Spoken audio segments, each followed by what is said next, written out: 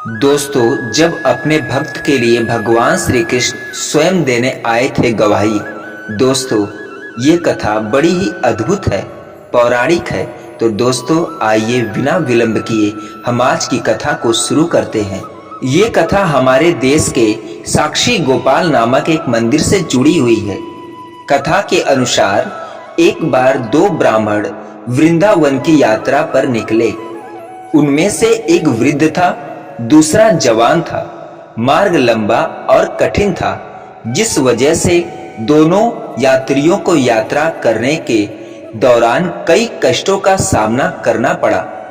उस समय आज की तरह रेलगाड़ियों और बसों की सुविधा उपलब्ध नहीं थी। यात्रा के दौरान युवा ब्राह्मण ने वृद्ध व्यक्ति की खूब मदद की, जिसकी वजह से वृंदावन पहुंचकर उस वृद्ध ब्राह्मण ने कृतज्ञता जताते हुए कहा कि हे युवक, तुमने मेरी खूब सेवा की है। मैं तुम्हारा अत्यंत ऋणी हूँ।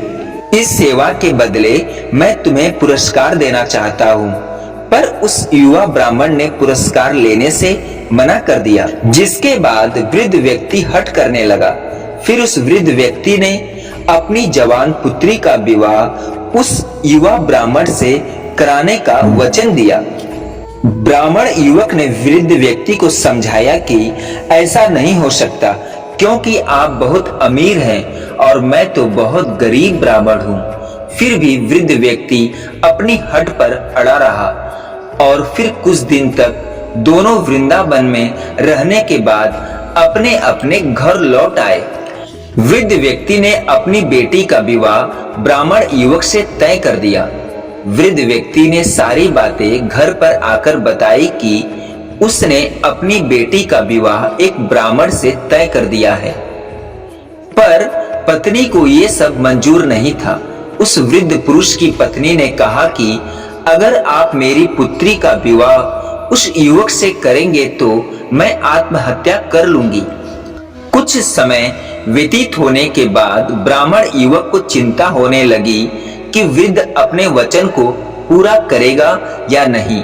फिर ब्राह्मण युवक से रहा नहीं गया और उसने वृद्ध ब्राह्मण के पास जाकर उसको अपना वचन याद करवाया। वो वृद्ध पुरुष मौन रहा। उसे डर था कि वो अपनी बेटी का विवाह इससे करवाता है तो उसकी पत्नी अपनी जान दे देगी। वृद्ध पुरुष ने कोई उत्तर नहीं दिया। तब ब्राह्मण युवक ने उसका दिया हुआ वचन याद करवाने लगा। तभी वृद्ध ब्राह्मण के बेटे ने उस ब्राह्मण युवक को यह कहकर घर से निकाल दिया कि तुम झूठ बोल रहे हो। तुम मेरे पिता को लूटने लिए यहाँ पर आए हो। फिर ब्राह्मण युवक ने कहा कि ये सारे वचन तुम्हारे पिता ने शिवगृह के सामने दिए थे, भगवान को सामने दिए थे, भगवान को साक्षी मानकर दिए थे। तब वृद्ध व्यक्ति का ज्येष्ठ पुत्र, जो भगवान को नहीं मानता था, युवक को कहने लगा कि अगर तुम कहते हो कि भगवान इस बात के साक्षी हैं तो यही सही। अगर भगवान प्रकट होकर यह साक्ष्य दे दें कि मेरे पिता ने ये वचन दिया है तो तुम मेरी बहन के साथ विवाह कर सकते हो। तब युवक ने कहा, हाँ, मैं भगवान श्री कृष्ण से कहूंगा कि वो साक्षी के रूप में आए। उसे भगवान श्री कृष्ण पर पूरा विश्वास था कि भगवान श्री कृष्ण उसके लिए वृंदावन से जरूर आएंगे। वह जवान ब्राह्मण वापस वृंदावन गया और भगवान श्री कृष्ण की मूर्ति के सामने वह भगवान श्री कृष्ण से गुहार लगाने लगा, प्रार्थना करने लगा कि हे प्रभु, जिस ब्राह्मण ने मुझे वचन दिया था कि आपके सामने वचन दिया था कि वह अपनी बेटी का विवाह मुझसे करवाएगा, आपकी गवाही मांग रहा है। उसका बेटा कह रहा है कि अगर आप स्वयं आकर इस बात की गवाही देंगे कि उसके पिता ने अपनी बेटी से विवाह कराने का उसे वचन दिया था तो अपनी बहन का विवाह मुझसे करवा देगा। कुछ क्षण बाद फिर अचानक वृंदावन की मूर्ति से आवाज सुनाई दी कि मैं तुम्हारे साथ कैसे चल सकता हूँ, मैं तो मात्र एक मूर्ति हूँ। तब उस युवक ने कहा कि जब मूर्ति बात कर सकती है तो साथ भी चल सकती है। तब भगवान श्री कृष्ण ने युवक के समक्ष एक शर्त रख दी कि तुम मुझे किसी भी दिशा में ले जाना, मगर तुम पीछे पलटकर नहीं देखोगे। तुम सिर्फ मेरे नुपुरों की ध्वनि से ये जान सकोगे कि मैं तुम्हारे पीछे पीछे आ रहा हूँ।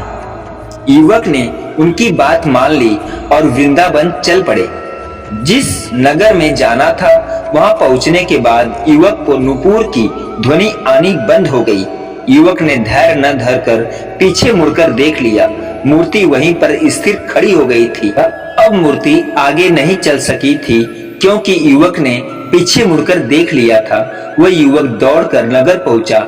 सब लोगों को इकट्ठा करके बोलने लगा कि देखो, भगवान श्री कृष्ण साक्षी के रूप में आए हैं।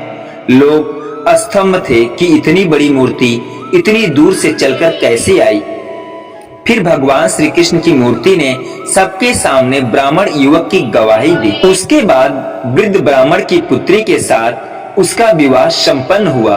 विवाह के बाद उस युवक ब्राह्मण ने श्री विग्रह के सम्मान में उस स्थल पर एक मंदिर बनवाया और आज भी लोग इस मंदिर में साक्षात श्री गोपाल जी की पूजा करते हैं। तो दोस्तों, हमारी आज की कथा ये आपको कैसी लगी कमेंट में जरूर बताइएगा। अगर ये कहानी और ये वीडियो अच्छी लगी हो तो भगवान श्री कृष्ण के लिए चैनल को लाइक शेयर सब्सक्राइब जरूर करिएगा। पूरा वीडियो देखने और सुनने के लिए हमारी ओर से धन्यवाद दोस्तों।